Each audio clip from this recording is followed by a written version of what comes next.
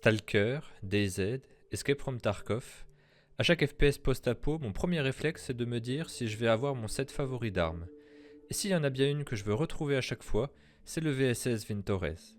Dans ces jeux, il n'y a rien de plus jouissif que pruner une cible incapable d'identifier la source de l'attaque.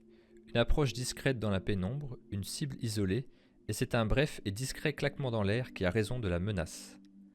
Donc quand mon armurier m'a appelé pour me dire qu'il en avait reçu quelques-uns, j'étais dans l'heure face à lui avec ma carte bleue en main. Le Vintovka Sniperskaya Specialnaya Vintores, référent 6P29 dans l'index GRAU, a été conçu au début des années 80. L'idée était d'avoir une carabine capable de tirer avec grande précision et en silence dans le cadre d'opérations discrètes des forces spéciales. Il inaugure une nouvelle munition, le 9 par 39 mm.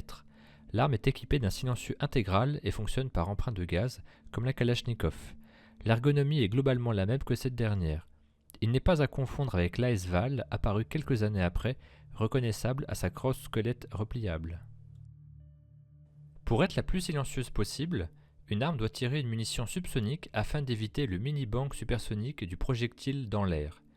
Mais, en réduisant la vitesse, on réduit grandement l'énergie de la balle.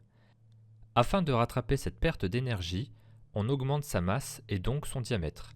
D'où l'utilisation d'une ogive plus grosse que le 7,62 par 39 de l'AKM ou le 5,45 par 39 récemment intronisé par l'AK-74. Le 9 par 39 sera principalement décliné en deux munitions, la SP5 pour le tir de précision et la SP6 comme munition à haut pouvoir perforant mais légèrement moins précise du fait de l'insert en acier à son extrémité.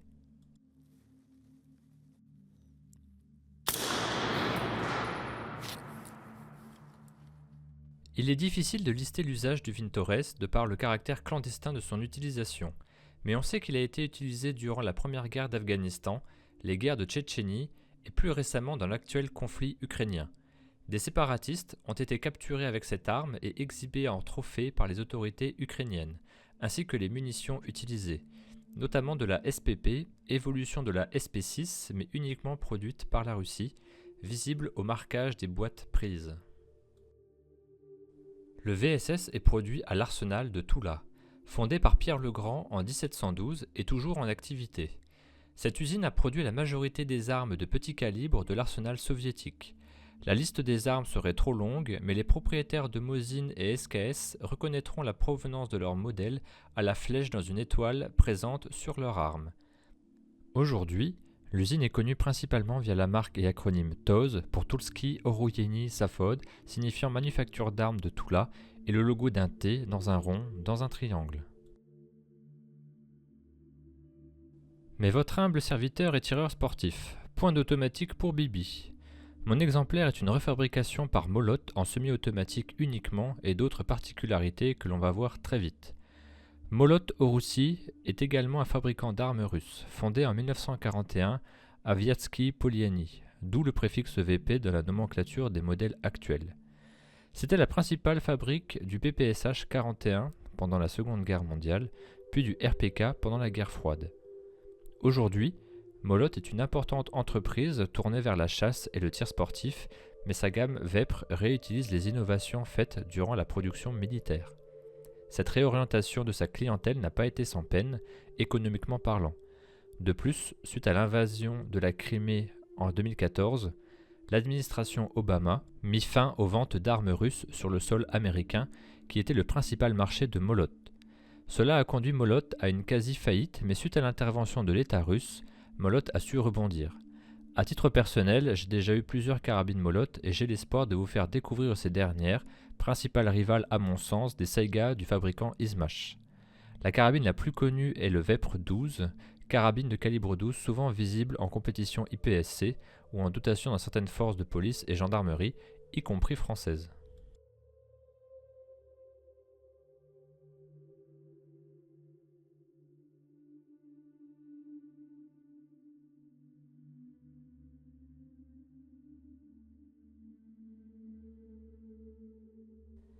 L'arme vient dans un étui de transport vert de bonne qualité avec un chargeur 10 coups, 200 angles, un outil de démontage du tube silencieux et son manuel d'utilisation.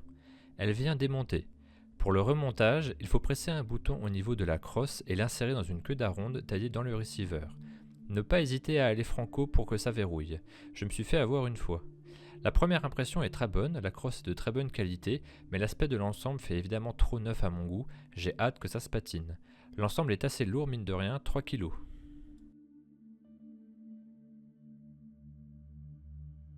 J'ai racheté un chargeur 20 coups que l'on a pu voir, ainsi que l'appui-joue. C'est une production russe en cuir pour le modèle, mais on peut aussi mettre un appui-joue de Dragunov.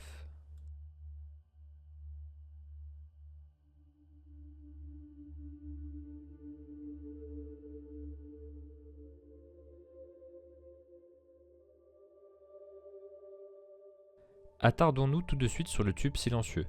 Je possède un silencieux PBS et on ne peut pas passer à côté de la comparaison.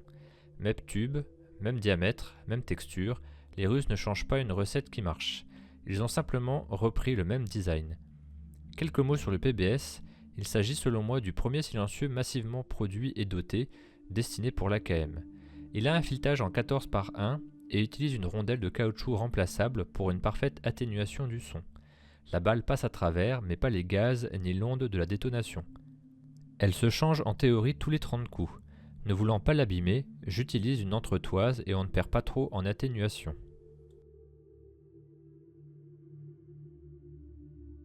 Autre petite anecdote, on a pu voir dans mes précédentes vidéos des boîtes de conserve de munitions. Il y en a spécifiquement avec des munitions subsoniques et contenant des rondelles de remplacement pour PBS.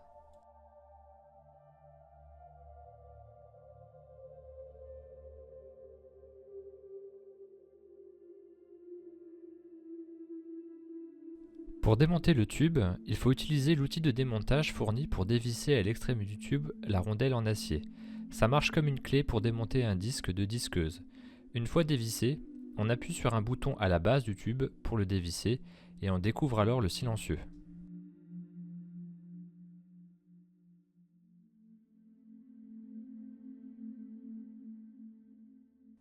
Sur le modèle militaire, le tube est en une seule pièce et pivote d'un quart de tour. Il n'y a pas de pas de vis.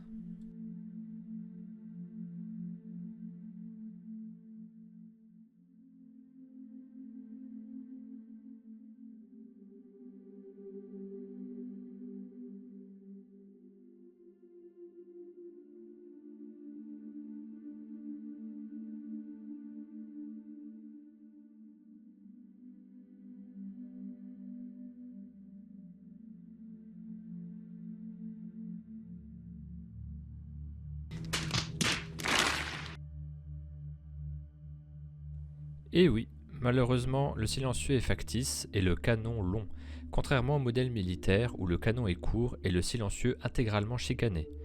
C'est une limitation due à la loi russe où l'usage de silencieux est interdit.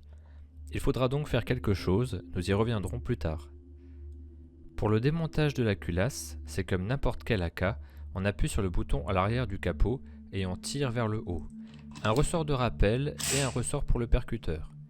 La détente est extrêmement filante, encore bien au-delà d'un Dragunov ou d'un Galil.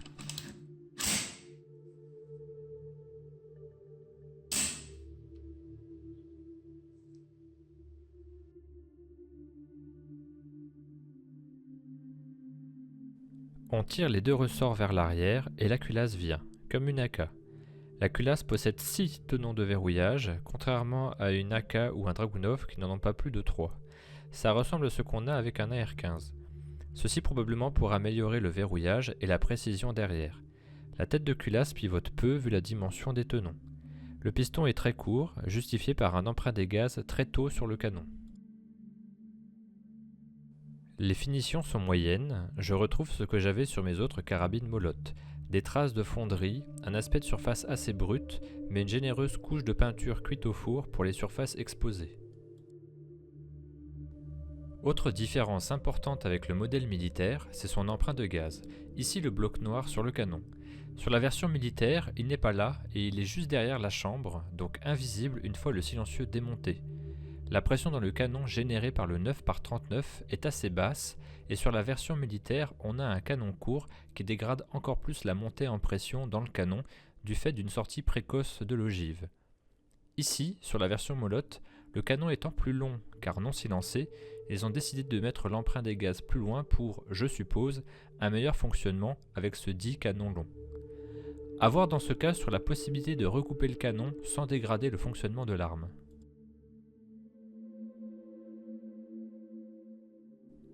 La crosse est de très bonne qualité. Le lamelé collé est très beau comme toujours chez Molot ou les Russes en général. Le tampon de crosse est épais. Je recommande fortement l'utilisation d'un appuie-joue pour l'utilisation d'une PSO.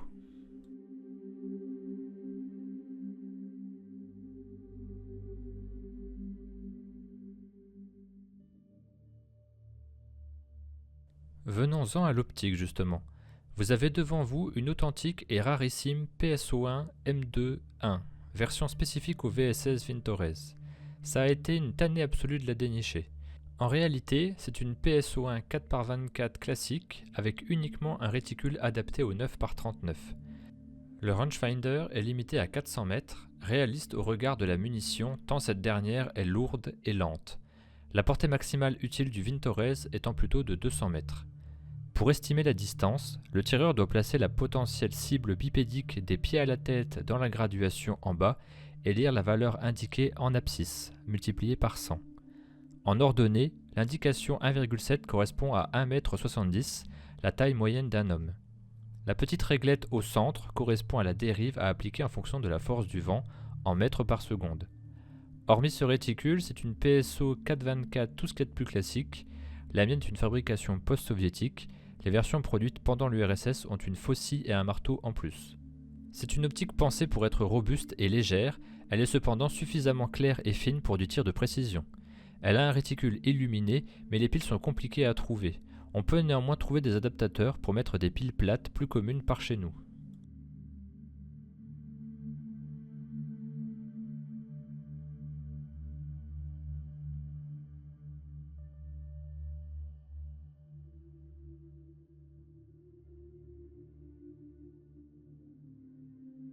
Pour régler la force de la clampe, il y a une petite rondelle en bout de la vis de serrage. Il suffit de la tourner par quart de tour jusqu'à trouver le bon serrage.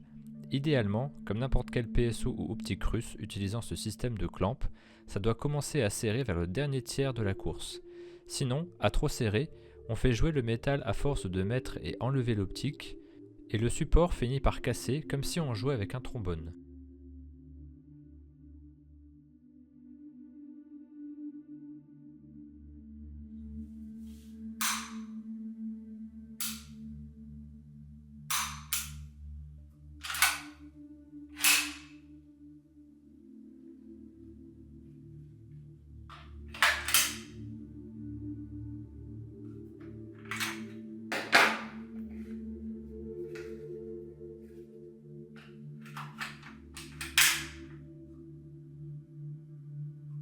Je trouve que c'est une arme qui a énormément de cachet.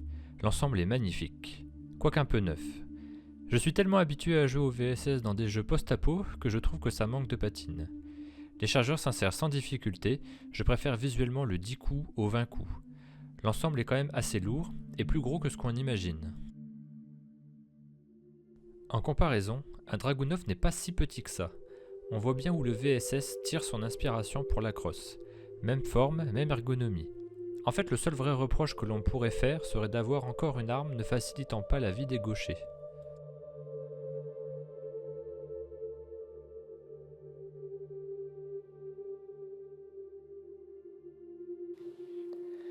Alors malheureusement, je n'ai pas de vidéo de tir à vous montrer puisque pour le moment, les munitions en 9x39 ne sont pas disponibles. Il va y avoir 3 projets à la suite de cet achat qui vont se mettre en place. Il y aura la customisation de l'arme, qui est déjà bien avancée puisque j'ai enfin pu avoir la PSO1 M2.1. Forcément, il va falloir faire quelque chose avec ça. Donc le VSS militaire a un canon qui vient à peu près là et le reste c'est du silencieux. Donc j'ai plusieurs possibilités. Soit effectivement je recoupe le canon et je refabrique un silencieux qui vient au bout, soit avec un filetage, soit avec une petite suspension à ressort comme le modèle militaire. L'avantage c'est que le tube et les autres pièces sont en acier, donc je pourrais directement faire quelque chose avec le tube d'origine. Ou alors je garde la longueur de canon telle quelle, peut-être pour gagner en précision, et je fais uniquement un silencieux avec une pièce similaire à celle-ci qui reviendrait fixer le tube extérieur. Pour le moment, j'ai pas encore décidé vers quelle piste j'allais aller. Et le dernier point, ce serait les munitions. Plusieurs possibilités. Soit j'attends effectivement des lots en Europe, mais il faudra voir les tarifs, ou alors le rechargement. Actuellement, il y a des jeux d'outils qui sont disponibles sur le marché. Et pour ce qui est des douilles et des ogives, c'est bon, mais restera à voir par rapport aux recettes de rechargement. Un point important, j'ai décidé de prendre mon VSS en 9x39 pour l'authenticité de la munition, quitte à galérer à en trouver. Mais Molotte fait une version en 762x39 identique à celle que je viens de vous montrer, y compris les chargeurs qui acceptent les deux munitions. En dehors du calibre, seul l'emprunt de gaz est différent. Il dispose de deux vis de réglage et permet de tirer de la 762x39 super et subsonique. Il resterait juste à silencer l'extrémité du tube. Et je pense que c'est la version la plus intéressante pour ceux qui veulent tirer souvent avec, tant le 762x39 est disponible et facile à recharger en subsonique. Beaucoup de travaux à venir sur mon exemplaire donc. En l'absence de tir, je vous mets quelques séquences glanées sur le net en consolation, mais promis, j'aurai un VSS en 9x39 avec silencieux. N'hésitez pas à vous abonner pour suivre ce projet, d'autres vidéos sortiront en parallèle. À la prochaine!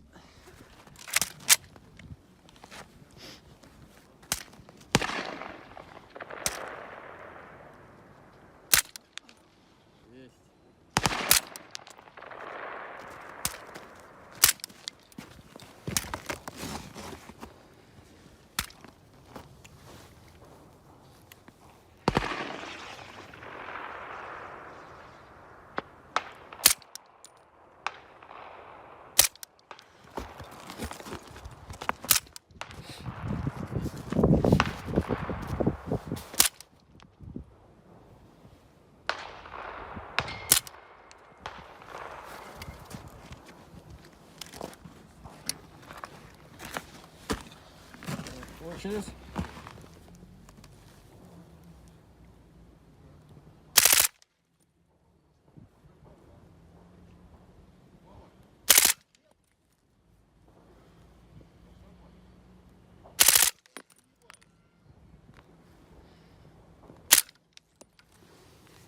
Союз закончил.